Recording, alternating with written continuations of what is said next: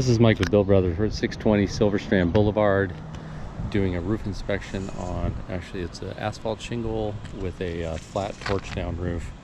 Sounds like there's been some leaks on it, and I can imagine this flat torch down looks like it's been patched multiple times. You've got all this going on where it's peeling up.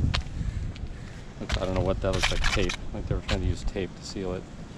You got mastic all around the skylight. They put torch on top of the shingles to try to block it. You got a patch over here. You've got heavy mastic around the skylight, and then exposed ducting that's on the roof. And then you've got tar and gravel. You got gravel going all the way down, and you can see the edge has been all that tar that's on there. So they've been trying to do something with it, repair it all the way down the line. And then you get over here, and this wasn't even torched, it was just a peel and stick. So what's happening is I can peel that right up. All this comes right up, this whole edge all the way down. So torching is where you bleed it out like this. I don't even think they even tried. You can see it all on the edge, incorrectly done. So whoever did it just looks like a handyman did it. So that's a mess. I'll be honest, this whole, I wouldn't even know where to start with this thing. We'd have to tear this whole thing off and redo it. And you need to run the flat material. The flat material needs to come up here. So it needs to run underneath the shingles and run the shingles down here. So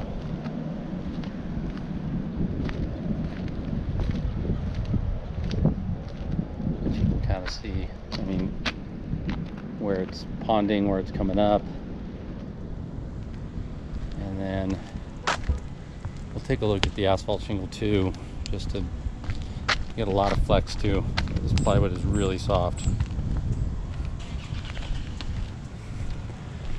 And you've had some repairs on this roof. They patched it right here. You've got shingles right there that don't match, which probably was a leak. So you see where this shingle comes down and there's a big dip. If they didn't run this material up, there's guaranteed water will be back feeding into there. You can see the mastic around these pipe vents where it's exposed. It's probably running right down into the attic or into the house. And I don't know if that pipe needs if that's a heat stack, if that needs a cap on it or not. Same with that one. Usually those fatter pipes are heat stacks and they need a round cap on it. But general condition of the shingles too are pretty taxed. And you've got exposed nails on the flashings. You've got exposed nails on all of the ridges, which is not the way you do it. That's a very old school way to do it. And it's all the way around the ridges and the rakes. And then you've got two dormer vents over here for ventilation, where you've got exposed nails as well, right down in there.